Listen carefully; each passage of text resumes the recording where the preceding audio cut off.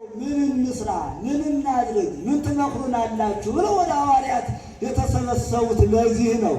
ለምን? በሚገባቸው ስለተነገረ። እንግዲህ እንደሚታወቀው ውሃ ለመዓት እንጂ ለመልካም ለጽድቁን አያውቅም ይሉ ስለነበረ መቼም ሰው ምክንያት ይወዳል። እንደምታውቁት በኖህ ዘመን አባቶቻችን በንፍሯ የጠፉት በምንድን ነው? በኃጢአታቸው ነው።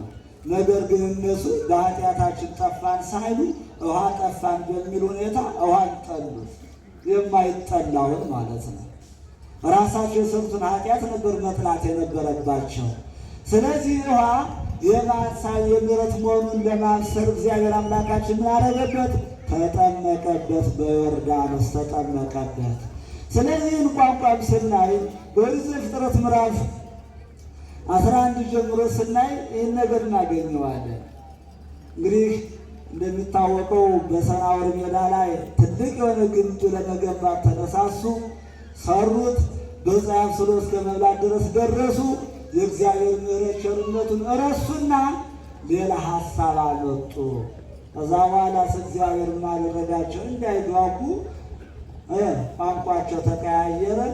በቋንቋ ጥላቻ የተነሳ የገነቡበትን ቤት ሳይኖሩበት በዛ ያማረ ሜዳ ሳይቀመጡ በዓለም ተበተኑ። ያለ መግባባት፣ በቋንቋ መጣላት፣ መጋጨት በምንኖርበት በሰራንበት የት እንዳንኖር በተወለድንበት ሀገር እንዳንቀመጥ ያደርጋል፣ እንድንበተን ያደርጋል። እግዚአብሔር ከዚህ ይጠብቀን። ስለዚህ ቋንቋ መግባቢያ ቋንቋ ሰዎች የሚግባቡበት በአንድነት የሚኖሩበት ቋንቋ እግዚአብሔር የሚመሰገንበት የዚያ ድንቅ ስራ የሚነገርበት እንጂ ሰዎች የሚያጣላ ያለመሆኑን ለማስረዳት በሐዋርያት ላይ 72 ቋንቋን ገለጸላቸውና እግዚአብሔርን አመሰገኑበት። ብላችሁ እግዚአብሔርን አመስግኑት ምዕመናን፣ እግዚአብሔርን አመስግኑት። እግዚአብሔር የተመሰገነ ይሁን። ስለዚህ በብዙ ሌላ ቃል መሰከረና ከዚህ ጠማማ ትውልድ ዳኑ ብሎ መከራቸው። ቃሉንም የተቀበሉ ተጠመቁ። በዚያም ቀን 3000 ያህል ነፍስ ተጨመሩ። 3000 ነፍስ።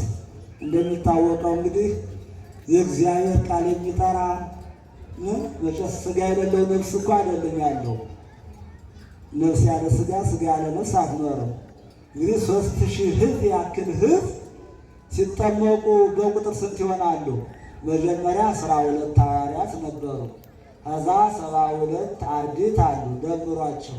ከዛ ደግሞ 36 ቅዱሳን አንስት አሉ፣ 120 ነበሩ። ያን ቀን ቅዱስ ጴጥሮስ ሲያስተምር ደግሞ በእግዚአብሔር አምነው የተጠመቁት 3000 ሆኑ።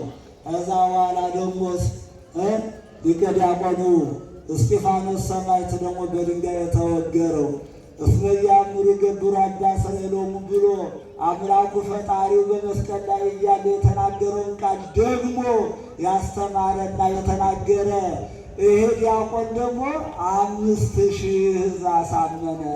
8120 ሆኑ። ከዛ በኋላ ዓለም በጥላቻ ተነሳባቸው።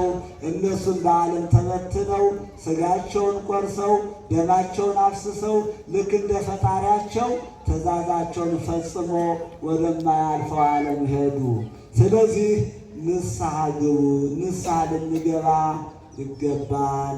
መንፈስ ቅዱስ የተሰጠን የወረደልን አንደኛው ልጅነትን የዚያን መንግሥት የምንወርስበትን ክህነትን ዲቁናን የምናገኝበት ከዛ በተራ ግን ስራ የምንሰራበት ነው።